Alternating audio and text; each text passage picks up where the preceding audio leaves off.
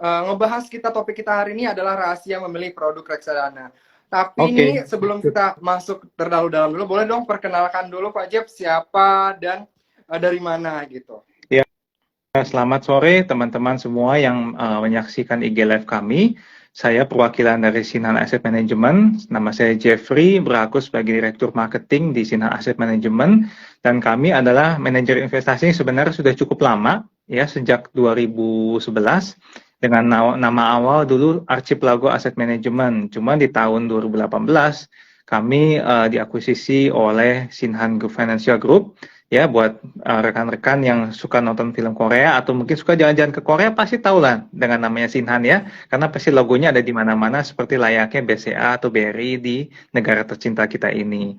Nah, cuman di Indonesia kami terbilang pemain baru karena boleh dibilang kan umur kami masih baru ya, masih paling 5 tahun, sangat berbeda dengan manajer investasi lain yang sudah lebih berpengalaman dan sudah lebih lama di industri ini. Cuman kami bisa memberikan hasil yang nggak kalah loh sama yang tempat lain berikan, karena bisa dibuktikan dengan hasil dari kelolaan kami juga yang terus bertumbuh dan yang tentunya returnnya yang bisa dibilang salah satu yang terbaik yang ada di market. Wow, luar biasa banget. Walaupun masih pemula, tapi prestasinya juga membanggakan ya, Sinhan itu ya. Udah bisa Ya, amin Mas. mencapai tadi ya. Kita dapat penghargaan sudah cukup banyak ya, hampir setiap tahun dapat penghargaan juga dari Bareksa, dari Infovesta, Infobank, macam-macam ya untuk fund-fund yang kami kelola. Oke, luar biasa. Tapi kita balik lagi nih ke tema kita hari ini, yaitu rahasia memilih produk reksadana nih. Iya. Sebenarnya tuh ada rahasia nggak sih, Pak Jeb? Sebenarnya reksadana dibilang ada rahasia atau enggak itu tergantung dari setiap individu ya, karena baik lagi setiap individu memiliki produk reksadana itu harus memang sesuai dengan karakteristik dari pribadi itu sendiri. Maksudnya apa? Maksudnya dari sisi ketahanan dia terhadap resiko yang kita selalu bicarakan namanya profil resiko ya. Jadi setiap orang memang punya profil resikonya yang berbeda-beda. Ada orang yang masih muda ya, darah mudanya masih bergejolak, dia akan lebih santai gitu ya ketika melihat portfolio dia minus, mungkin minus 1%, 2% itu nothing lah buat dia ya. Tapi ada juga mungkin orang yang lebih senior, minus 0,2 aja udah kebakaran jenggot, dan itu yang menyebabkan perbedaan dari sisi profil resiko yang ada. Jadi lebih baik disesuaikan. Nah, seringkali yang menjadi masalah adalah ketika sobat-sobat Philip ya membeli reksadana mungkin di tempat lain, tapi tidak mengerti full mengenai resiko, mengenai kondisi reksadana, kondisi market, sehingga ikut-ikutan aja apa yang disuruh beli oleh RM-nya, disuruh beli oleh teman-temannya, sehingga ketika marketnya bergejolak, takut. Dan yang paling disesalkan seringkali ada ucapan seperti bohong lah ini minus, ujung-ujungnya begitu dan menyalahkan industri reksadana. Padahal sebenarnya enggak ya gitu. Kalau kita lihat sebenarnya semua diatur dan di manage dengan baik sesuai dengan kebutuhan dan sesuai dengan profil resiko masing-masing individu. Oke, berarti kita harus tahu dulu, kenalin dulu profil resiko kita tuh kayak gimana sebelum mulai berinvestasi reksadana ya, ya.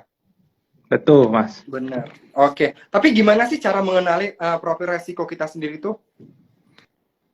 Mungkin kalau boleh secara mudah ya melihat saja kita apakah sudah aware dengan yang namanya produk-produk investasi. Kan mungkin kalau orang awam hanya tahu berupa deposito, ya, mungkin berupa tabungan. Nah, kan karakteristiknya tabungan dan deposito adalah minim resiko karena memberikan tingkat imbal hasil yang fix karena memang sudah dijanjikan di awal oleh pihak penyedia layanan seperti bank. Tapi kalau namanya berinvestasi sama seperti kita membuat usaha di luar ya, misalkan kita buka restoran, kita buka gerobak jajanan, apapun itu, bahkan bikin gerobak tahu sekalipun, itu kan tidak ada namanya kepastian kita pasti profit. Iya. Ya kan, yang ada adalah kemungkinan profit ataupun rugi.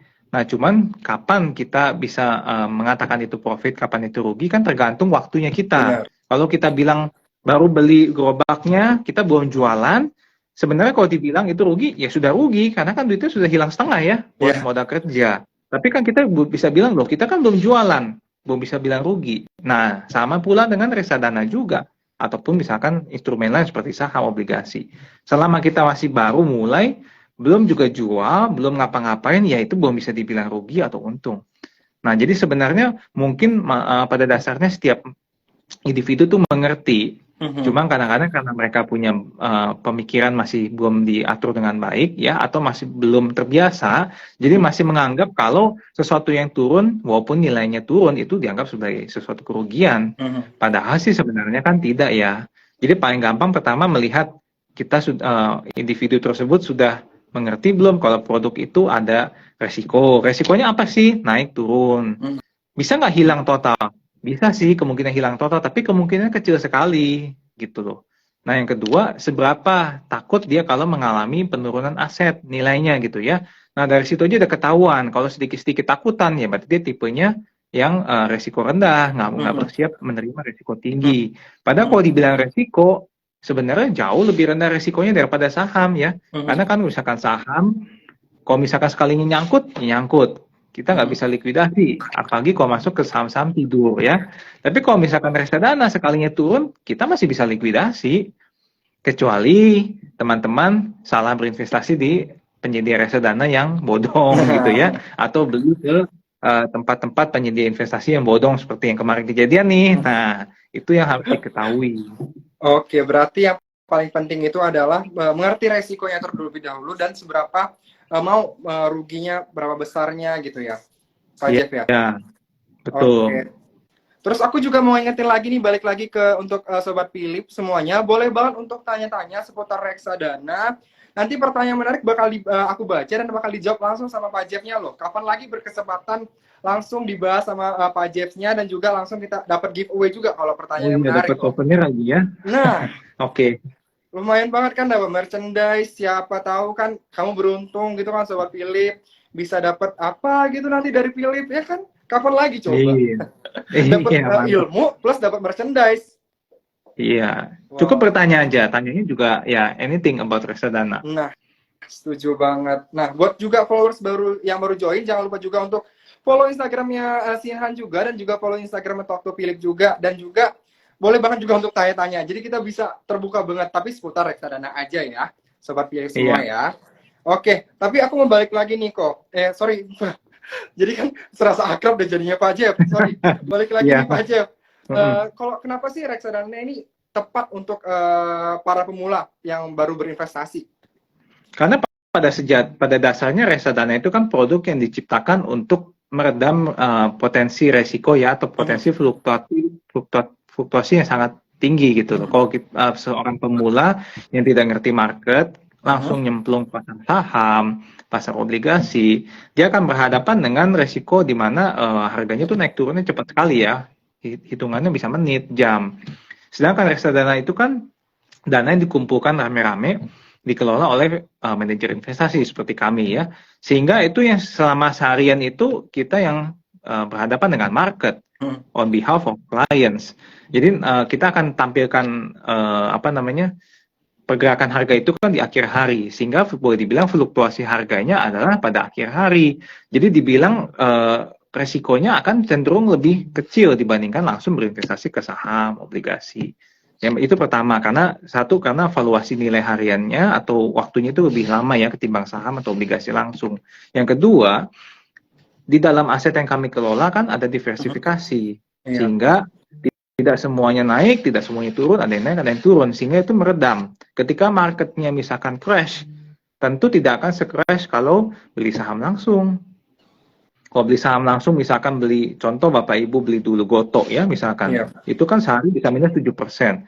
Sedangkan kalau Bapak Ibu berinvestasi di reksadana saham, pada hari Goto crash pun, harusnya reksadana tidak akan sedalam 7%. Paling 1%. Kenapa? Karena ya itu diredam oleh kenaikan aset yang lain. Karena gimana pun ada yang naik, ada yang turun. Kalau semuanya turun, suwe. Tapi kayaknya nggak mungkin deh. Pasti ada aja aset yang naik. Karena kami sudah atur kan. Semua fund manager pasti punya pengaturan untuk bisa supaya itu sustainable, stable gitu loh. Oke, berarti udah diatur sedemikian rupa biar kecil resikonya, dan juga udah diversifikasi ya, Pak Jeff ya. Betul. Berarti, Makanya dari sisi penurunan akan lebih kecil, Mhm. demikian pula dengan sisi kenaikan. Tidak Mhm. akan seperti saham yang bisa naik arak sehari berapa persen, sekaligus reksadana tidak mungkin.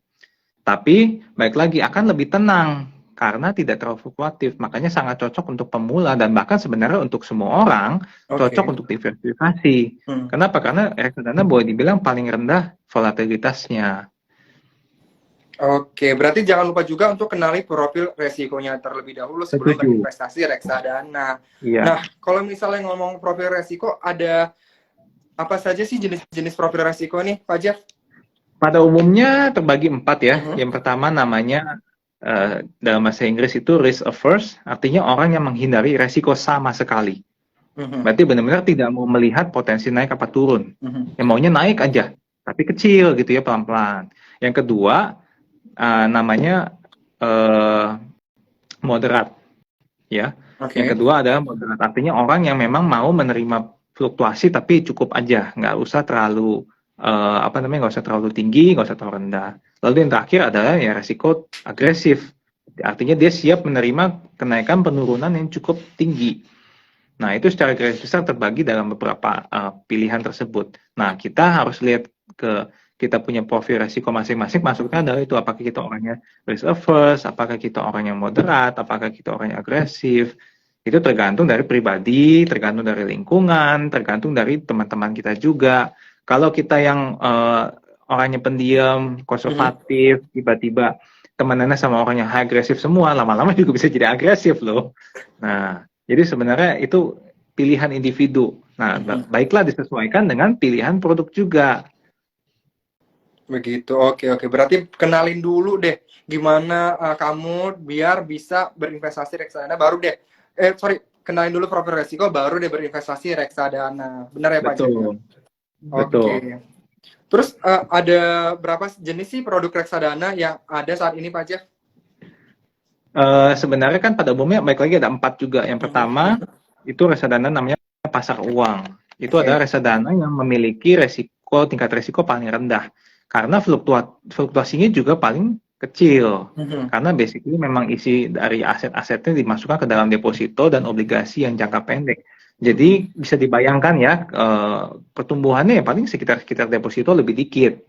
Cuma tetap lebih menguntungkan dibandingkan taruh deposito langsung. Nanti kita bisa bahas. Kalau ada yang mau bertanya, kalau nggak ada yang mau bertanya, saya nggak mau terangin. Biar pada penasaran semuanya. Yang kedua, namanya pendapatan tetap. Ini bukan artinya kita beli reksadana tersebut lalu mendapatkan fixed income setiap bulan. Tidak. Tapi reksadana ini memberikan potensi kenaikan dari aset-aset yang memang memiliki pendapatan yang tetap seperti obligasi. Mhm. Obligasi kan punya kupon, ya, deposito punya kupon setiap bulan, setiap 3 bulan. Nah, kupon itu dibagikan kepada setiap pemegang unit reksadana. Yang ketiga, reksadana saham.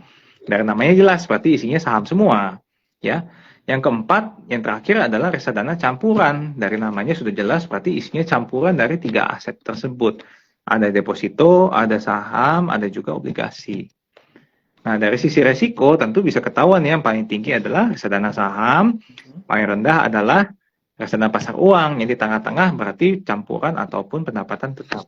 Oke, baik. Jadi ada 4 jenis reksadana. Jadi bisa tergantung lagi pilihan investornya mau seperti apa, mau yang pendapatan tetap, campuran, saham, atau juga RDPT, reksadana pasar uang. Nah, kalau Iya, misalnya nih Pak Jeff, kalau misalnya ada investor yang pengen dari RDPT, dari reksadana pasar uang mau ke saham tuh bisa nggak sih Pak Jeff? jadi maaf gimana dari reksadana pendapatan tetap mau ke saham gitu ya? Iya. Oh tentu bisa aja, Mhm. cuman baik lagi nasabahnya harus siap juga dengan potensi kenaikan dan potensi penurunan juga. Selama siap sih, of course, boleh-boleh aja, nggak masalah. Karena reksadana memang sangat fleksibel, bisa di-switching kapanpun. Oke, jadi nggak perlu lagi tergantung lagi nyalinya ya Pak Jeff ya. Nyalinya Iya. sanggup nggak menerima apa namanya resiko yang besar. Kalau mau bersama ya nggak Mm-mm. masalah. Yang penting resikonya dulu seperti apa. Oke, Betul. tapi Pak Jeff, bagaimana sih menentukan produk reksadana yang sesuai dengan jangka waktu investasinya nih Pak? Nah, kalau misalkan kita punya jangka investasi jangka pendek, artinya Mhm. mungkin kita akan butuh uangnya gitu ya dalam jangka waktu Benar. pendek, let's say 1 bulan, 3 bulan. Memang sudah sewajibnya hanya masuk ke reksadana pasar uang saja. karena itu penurunan potensi penurunannya hampir tidak ada. Jadi aman. Kalau misalkan kita butuh dana urgent tiba-tiba itu dananya ada utuh dan bahkan berkembang, ada dapat bunga.